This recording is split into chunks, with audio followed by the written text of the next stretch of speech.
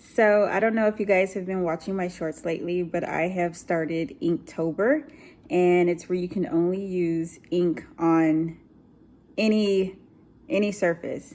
I decided that I was going to be crazy enough to do it on nails. Like, ink is literally like colored water, y'all. So this has been quite a challenge. And the next one that I chose to do was Rivals, and automatically for Halloween, I thought, okay, vampires versus werewolves. And I said, girl, are you crazy? Like, on a tiny nail, like, why am I doing this to myself? I don't know. But I said, well, if I'm going to put myself through all this torture, then I might as well make a long form of some sort. And yeah, so let's get into it. So first things first, what is Inktober? Inktober happens in October, and it's where artists all around the world get together using only inks to create their artwork. There's 31 prompts for all 31 days of October, and you can either use all the prompts or some of them. I'm going to do 10 prompts, of course, because I have 10 fingers and I'm doing 10 fingernails. The first prompt I started with was actually starfish, and what I did was created a cat whose bumhole was the look of a starfish. And that's very popular for cartoons. You see it all over the place, so it wasn't a far stretch. Now on that first nail, because I totally forgot it was in Inktober, first of all. I used gel polishes to make the canvas black and kind of grayed out, and then the rest of the nail I did with, whatever inks I can find in my home. And luckily I found some inks I bought almost 2 years ago still in the package. That's around the time when everything started happening crazy in my family with the cancer, so everything got dropped in my art world. But anyways, I went ahead and picked those up and completed that cat. And then I decided to order some, I think it's like a 40-piece kit on Amazon that had some alcohol inks. Therefore, I can get it quickly and complete the rest of the 9 nails with the ink.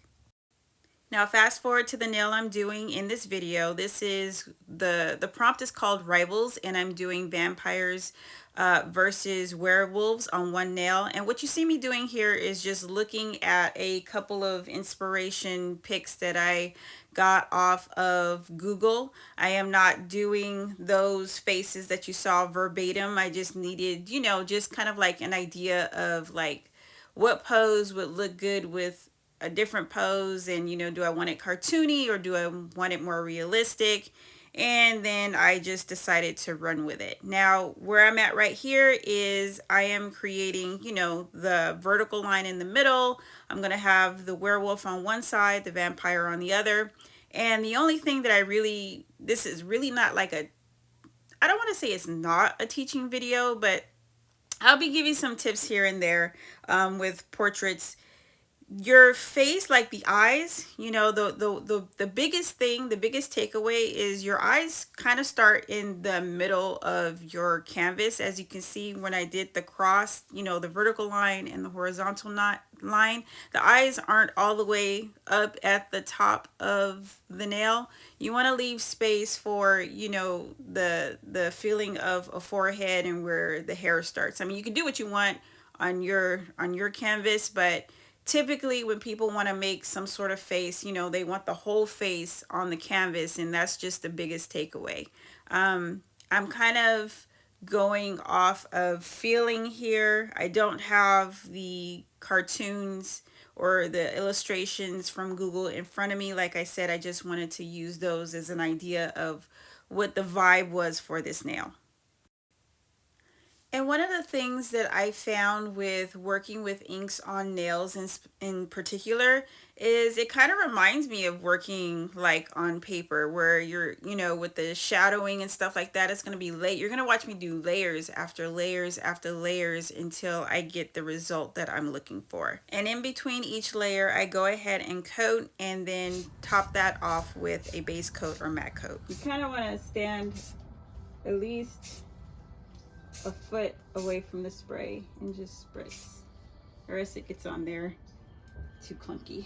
Here's the base gel that I'm using right now. And if you don't want to use the base gel and then you know, wipe off the tacky layer before going in with your markers, like if you're afraid that it's going to ruin the tip of your markers or ink pens or whatever, then you can go ahead and use a matte top coat. I just find the matte top coat just a little bit too thick for my liking because I do so many layers. You know, the gel is thick, and so that's layer after layer after layer. So as I've progressed, I've learned, you know, what I like to use versus something else.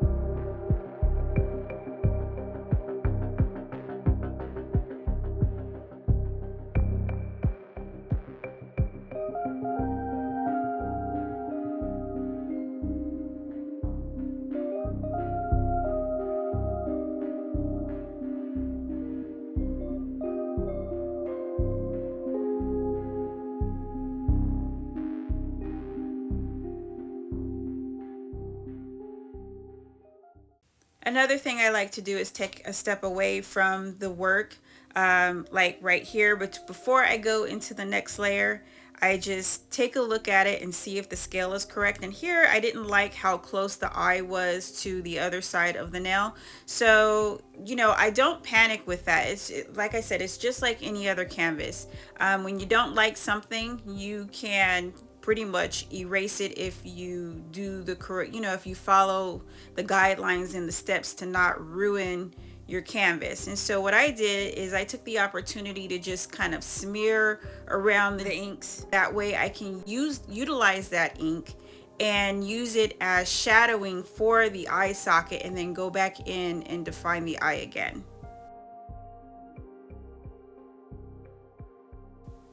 After I sprayed and used the base gel, I went ahead and brought out my white ink palette.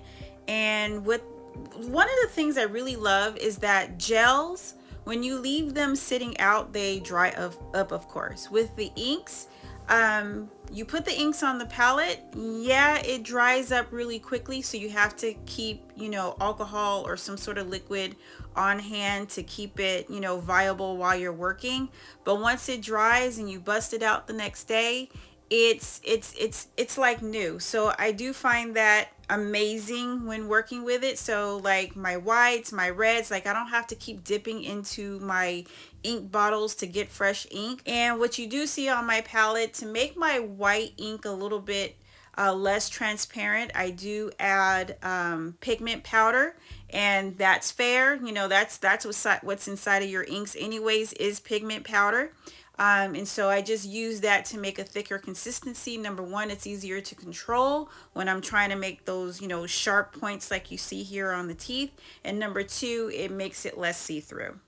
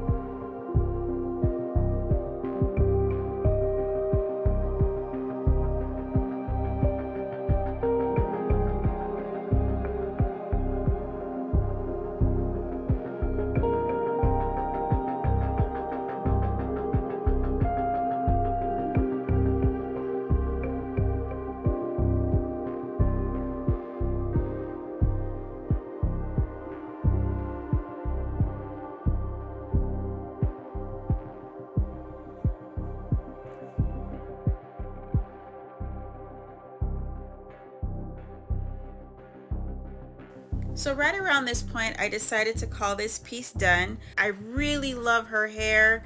I really love her mouth. I really love his teeth and his glowy, red eye. Everything about it, I absolutely love. And I went ahead and sprayed the artwork, and then I used a top coat instead of a base coat.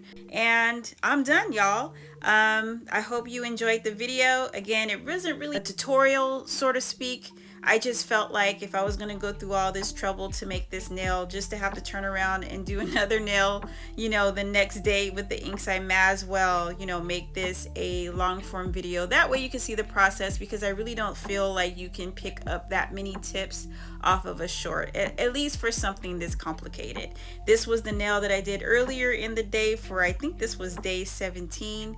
Anyhow, don't forget to check out all of my shorts to go through all 10 nails, and I'll see you on the next one.